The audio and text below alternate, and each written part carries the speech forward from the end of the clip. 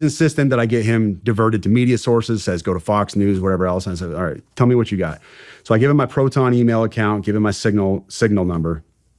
And he reaches out immediately. And I'm going to read this initial message for you because this doesn't have names or anything else on it. But this was his message on Sunday.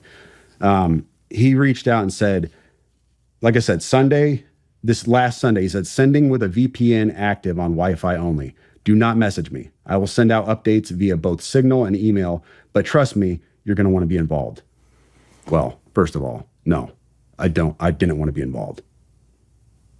Anyways, and then, so I didn't message. I responded back to his original Instagram message, and I said, hey, I got your message on Proton Mail, and he said, cool, delete this. So I deleted it. That's how I ended up getting this message on Tuesday. So the message that this right here, this manifesto, if you want to call it that, came in on Tuesday. And when I started reading this, my initial take was, okay, this is off the deep end. It's bonkers. I can't validate or verify any of the stuff in this manifesto. Mm-hmm. And I told him that in a subsequent email. And I'll read that to you later, my response to him.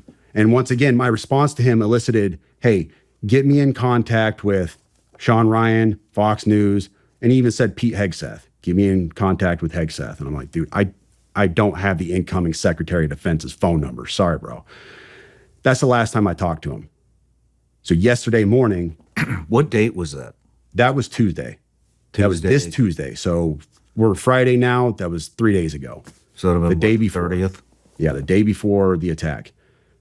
I dismissed this stuff out of hand. The 31st. It was on the 31st. Yes. In fact, I posted something on my...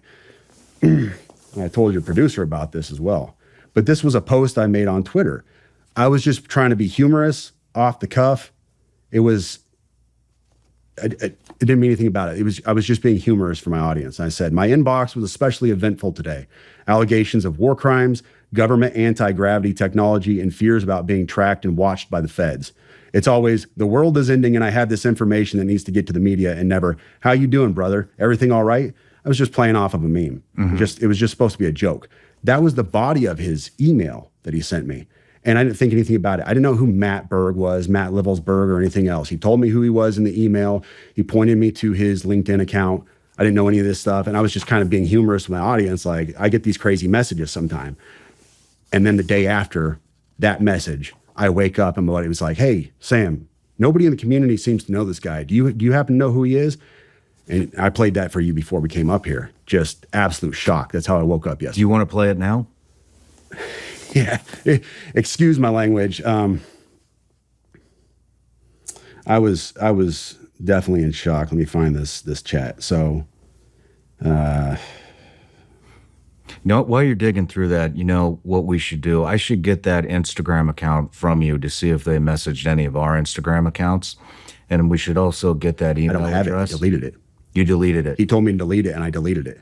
Okay. Yeah. We should also get that email address and see if they sent it in through the website, and see if he tried to contact us, get that to the FBI. So I'm in a military. Hopefully they actually do something. Yeah, I'm in a military group chat.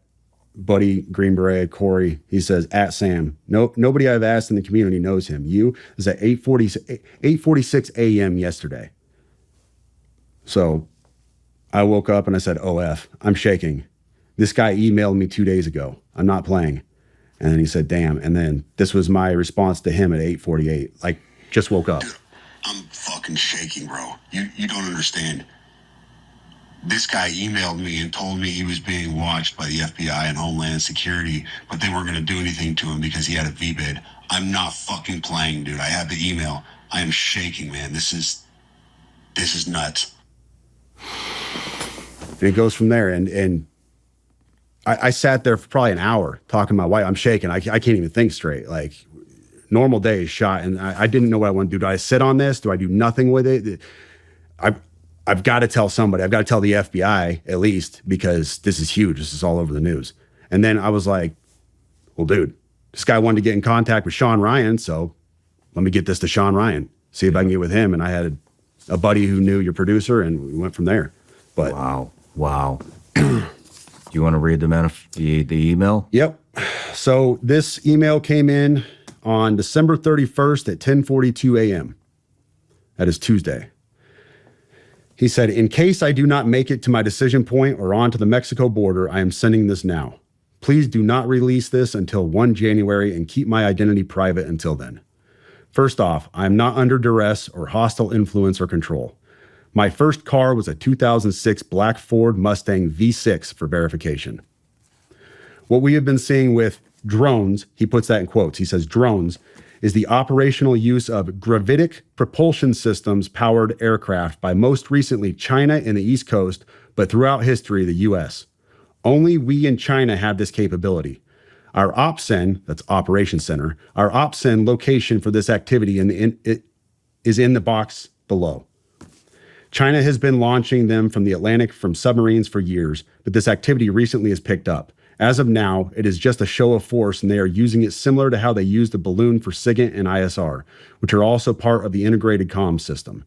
There are dozens of those balloons in the air at any given time. The so what is because of the speed and stealth of these unmanned aircraft. They are the most dangerous threat to national security that has ever existed. They basically have an unlimited payload capacity and can park it over the White House if they wanted. It's checkmate.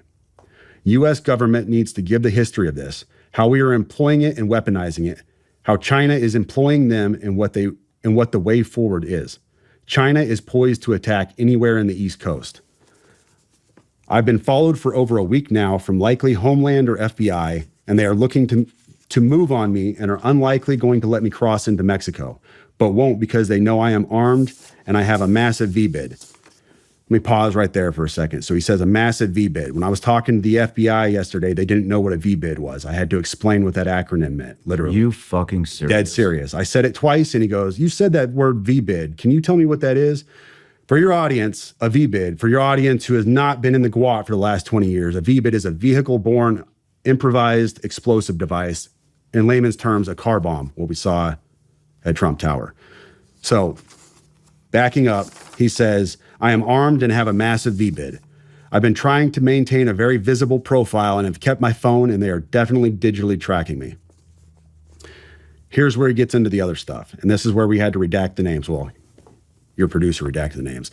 I have knowledge of this program and also war crimes that were covered up during airstrikes in Nimruz province, Afghanistan in 2019 by the admin, DOD, DEA, and CIA. I conducted targeting for these strikes of over 125 buildings.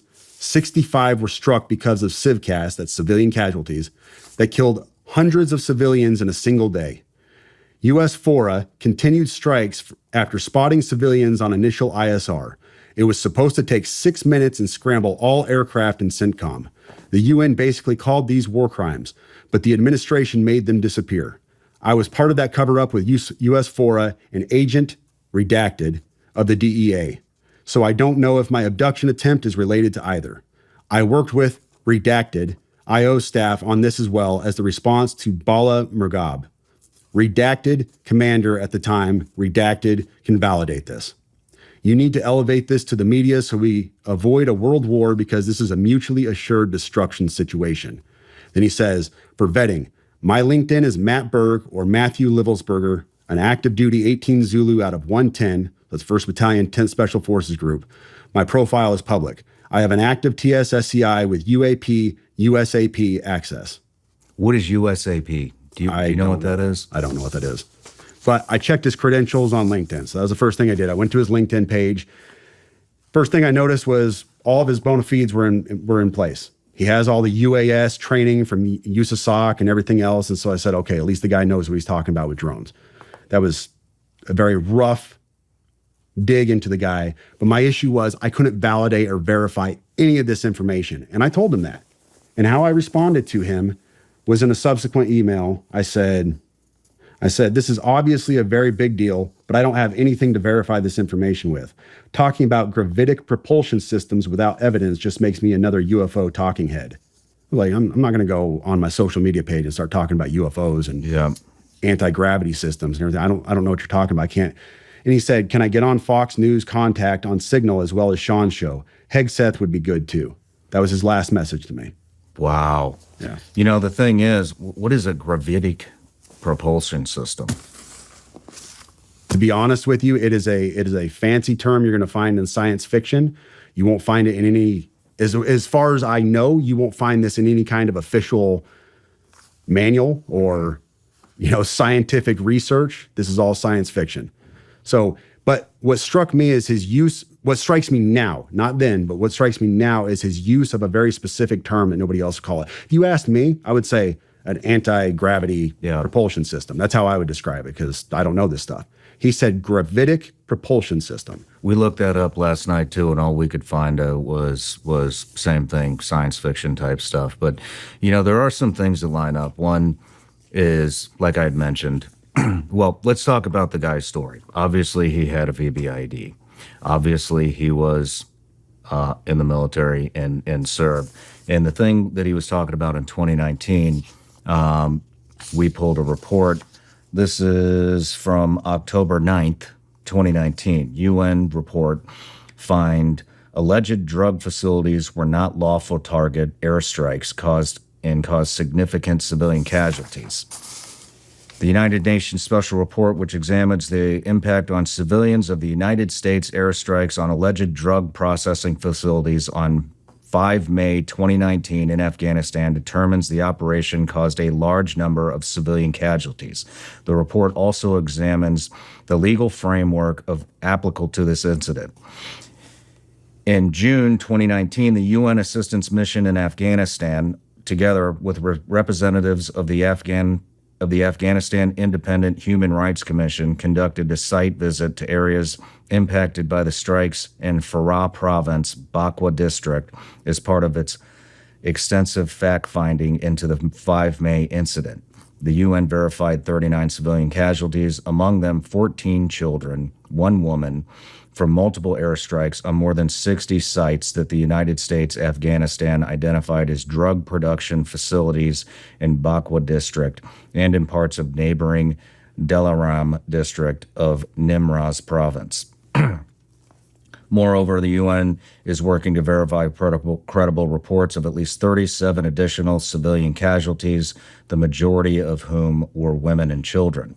Although airstrikes on the alleged drug processing facilities had taken place before, this was the first time that UNAMA had received reports of large number of civilian casualties resulting from such an operation. And it goes on. I'm not going to read all this. We'll link the article here. But so that 100% lines up. The other thing, that really struck me is, like I had mentioned, after our phone call, I jumped in an interview. After the interview, checked my phone, and I had several Green Berets, former Green Berets, one still active. Actually, I'm just going to say it was Tim Kennedy sent me a message late last night about 9 p.m. and said, hey, I should have brought my phone up here, but hey, basically that USASOC wants to give me more context on what had happened on this guy. And so first I wasn't going to take the call because I don't trust the government anymore. I don't think anybody does. But I was on the phone with my producer, who was a naval surface warfare officer, and my attorney, Tim Parlatore. They said we should talk to him. So I called Tim, was really pissed off, reamed his ass about it, and then later apologized. But, I think you said you had mentioned that you had received a message from somebody that says nobody's heard of this guy. Tim sent me a picture of him shooting with this guy. And I don't know if I should release that photo or not, but Tim basically told me this. So I got the POA's number, the public affairs officer, sent it to Jeremy and Tim. He talked to them. And what they wanted us to know was that this guy was an upstanding soldier, an excellent operator, was moving on, was moving towards retirement and moving on to basically enhance the future of warfare. They wanted us to know that. Then the PA officer, sounds like almost jokingly said, which I don't know why you would joke about this, said that, and between us, which why the fuck would a POA officer say between us? I mean, if they didn't want us to know that information, Right, then they just wouldn't have told us that. But they wanted us to know, obviously, that the DNA with his supposed child was not a match. And so I think what they were trying to do is basically make this out to be, oh, this is why this happened. He got bad news that that's not his child, and so that's why he did it. But with all the other context, especially with the 2019 incident, which was obviously a cover-up, I think that has a major role in this. The other thing is, I started receiving a lot of messages from one of the redacted names, who's a DEA agent, the one that he's talking about in the email to you. We got it from multiple sources, one of which was actually a videographer for me, I think 4 years ago. He worked for me a very short period of time. I had to let him go. He joined the Army, went to OCS, became an Army officer, sent me a text, super freaked out. Apparently he was on some rafting trip with somebody that knows the DEA officer and said, hey, this guy's still operational. He wants his name redacted. Wow. Not the only one. Then I received a message from another very close friend of mine who's been on the show several times saying that he got word that this guy was still operational. And so that's why we decided to redact his name. I was getting upset because I didn't receive any communication up to that point. Well, then I checked my LinkedIn. I said, let me see if this guy actually messaged me. Sure as shit, that DEA agent did message me, said that he wanted to talk to me before tomorrow's interview. It was really important. Wow. We tried to contact him, not from my phone. I'm not calling any of these people, but from somebody else's phone. He didn't pick up, and we weren't going to send any text thread to show any communication between us any more than the LinkedIn message. And I didn't hit him on LinkedIn. So that also 100% checks out. Now, the weird thing is anonymous as this guy wants to remain, if I remember correctly, he posted something about the Green Beret that set did the he? bomb off. Oh, yeah, wow. that was his latest post. Well, Jeremy, what was it? What did the post? And it was just a report of the story. It was just a report of the story. So very interesting.